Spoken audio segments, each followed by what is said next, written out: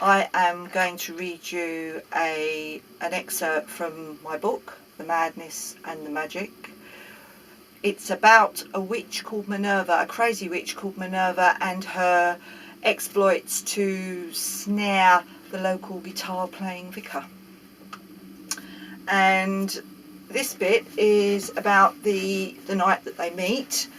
And if we have interruptions, we might have a puppy soundtrack in the background. Also, I just want to say I can't do an Irish accent, so when it comes to that bit, I'm just going to be normal, whatever normal is. I have to say, said Minerva as they approached the church door, this is a strange way to be spending a Saturday night, don't you think, Ice?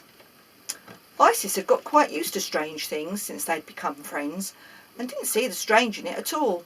It all seemed perfectly normal. Minerva, however, did appear to be unusually nervous, in spite of the amount of brandy she'd consumed. We're here now, let's make the most of it, said Isis.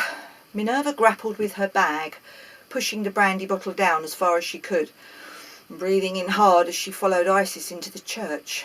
They were directed to the room at the back of the church by Mrs. Selby, one of those very nice sorts of village people who lived in a very nice little cottage and only said very nice little things to everybody in a very nice way. Do go and help yourselves to tea and coffee, she said nicely, or a glass of wine if you wish, no charge, but if you'd like to make a donation. And she very nicely pushed the donation box under their noses, the nicest of smiles. Having done with the niceties, they filed through and hovered around the refreshments table, Minerva especially gravitating towards the plastic cups and the wine. Wasn't expecting this, whispered Minerva as she reached for a cup. It'll save on the rocket fuel. Isis glanced nervously at Minerva's bag. You're absolutely right, Ice, she said. That'll do for a nightcap later. But for now, this'll do nicely, she said, winking at Isis, while pouring the wine into a plastic cup and smiling at Mrs. Selby. Although not quite the Holy Grail, is it? Isis felt her toes curl and glanced nervously down at her open sandals. She concentrated hard on her breathing and was determined not to have one of those silly panic attacks. She should be used to Minerva by now, but really in a church of all places. Meanwhile, Minerva was warming up and scanning the room for a dog collar. She noticed a guitar propped up at the end of the aisle, standing to attention by the altar. It was shiny and new-looking, but without any sign of its owner. This is the bit. Hello, how's it all going? The sing-song, lilting voice seemed to come from nowhere. She was a sucker for an Irishman. His hands reached out towards hers, long and slender. The handshake was firm and warm. She liked that. Her eyes worked their way up the brushed cotton sleeve. Tartan? She wasn't sure about that. Blue? Not a bad colour. Safe. Ah, yes, the dog collar. Well, she'd been expecting it. She could get used to it at a push. The name's David McAllister, he said. I'm very pleased to meet you. What a lovely village you have here. Two dark eyes flashed at Minerva and she smiled back instantly. He was a smooth operator. Thank you. Yes, we like it. She stumbled a little over her words. I'm Minerva and this is Isis. Well, it's a pleasure to meet you both, he said, looking at Minerva.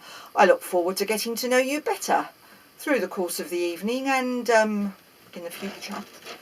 She couldn't take her eyes off him. His elfin face and close-shaven beard had an undoubtedly ethereal quality. He's the spit of Errol Flynn, she thought, and images of forests and trees sprang into her mind. She'd always fancied herself as Maid Marian.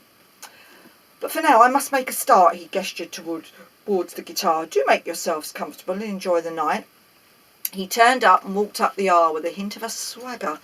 She noticed his dark wavy hair, loosely tied in a ponytail, and wondered if he ever got caught in his dog collar.